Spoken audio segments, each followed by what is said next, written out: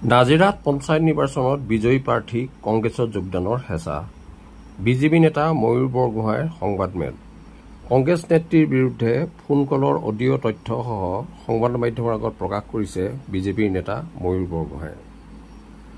সদ্য ঘোষিত পঞ্চায়ত নিৰ্বাচনৰ পিছত ৱাৰ্ড সদস্যক লৈ পঞ্চায়ত সভাপতি সন্দৰ্ভত এইবাৰ চলিছে সদস্য কিনা বেচাৰ ৰাজনীতি নাজিৰাত। এই সন্দৰ্ভত নাজিৰাৰ বৰবৰুৱা পঞ্চায়তৰ 10 নং ৱাৰ্ডৰ কংগ্ৰেছ দলৰ এগৰাকী সদস্যই শাসকীয় দল বিজেপিৰ এগৰাকী ৱাৰ্ড সদস্যক বিভিন্ন প্ৰলোভন দি কংগ্ৰেছ দলত যোগদান কৰিবলৈ চেষ্টা কৰা কাৰ্যৰ সন্দৰ্ভত এই সংবাদমেলত বিস্ফোৰক মন্তব্য ময়ূৰ বৰগোহাঁই। এই সংবাদমেলত নাজিৰাৰ বিধায়ক দেৱব্ৰত শইকীয়াৰ লগতে কংগ্ৰেছ দলক আক্ৰমণ কৰা পৰিলক্ষিত হয়। Bureau' report Patkai TV.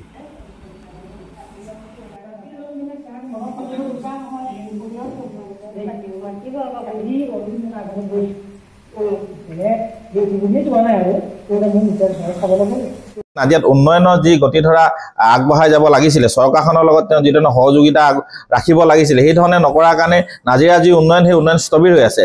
আৰু যেতিয়া নাজিৰা উন্নয়নটো স্থবিৰ হয় তেতিয়া কয় যে এখন বিজেপি চৰকাৰে আমাৰ এইটো কংগ্ৰেছী বিধায়ক কাৰণে ধৰি লওক সেই ধৰণৰ অনুদান বা পুঁজি আগবঢ়োৱা নাই। আচলতে সেইটো কথা নহয়। তেওঁ এই ধৰণৰ পুঁজি আগবঢ়াবৰ কাৰণে যিখিনি কৰিব লাগে সেই গোটেই যিটো প্ৰক্ৰিয়া, সেই প্ৰক্ৰিয়াটোৰ যোগেদি যি ধৰণে যাব লাগে যোৱাই নাই। কিন্তু ইতিমধ্যে নাজিৰাত বহু ৰাস্তা দিছে। চৰকাৰৰ ফালৰ পৰা সমষ্টিটো ৰাইজৰ উন্নয়নৰ কাৰণে যিমানখিনি সহযোগিতা কৰিব লাগে সকলো ক্ষেত্ৰতে চৰকাৰে কিন্তু সহযোগিতা আগবঢ়াইছে। সহযোগিতাটো অহা নাই অকল বিধায়ক মহোদয়ৰ যোগেদিয়ে।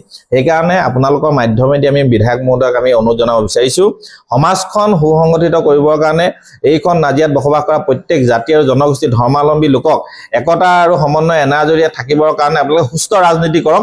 এই ধৰণৰ যাতে পৰিচালনামূলক আপোনালোকে ৰাজনীতি নকৰিব তাৰ কাৰণে মই বিনম্ৰ অনুৰোধ জনাইছোঁ। আৰু তাৰ লগতে তেওঁ যিসকল দলীয় সতীৰ্থ আছে, যিসকল সতীৰ্থই তেওঁ জ্ঞাতে গৈ এই ধৰণৰ আমাৰ ৱাৰ্ড সদস্যসকলক বিভিন্ন ধৰণৰ প্ৰলোভন দিছে, তাৰ কাৰণে মই ভাবিছোঁ যে তেওঁ নিজৰ দলৰ মজিয়াত থাকি যি ধৰণৰ শাস্তি ল'ব লাগে বা সেই ধৰণৰ তেওঁ দলীয় যি অনুশাসনমূলক ব্যৱস্থা গ্ৰহণ কৰিব বুলি অনুৰোধ জনাইছোঁ।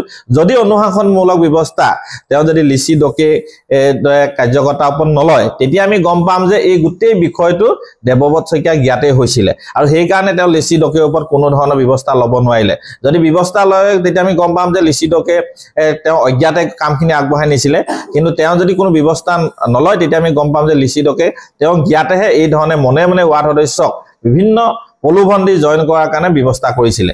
গতিকে এই ধৰণৰ ৰাজনীতি নকৰিবৰ কাৰণে আমি তেওঁক অনুৰোধ জনাইছোঁ।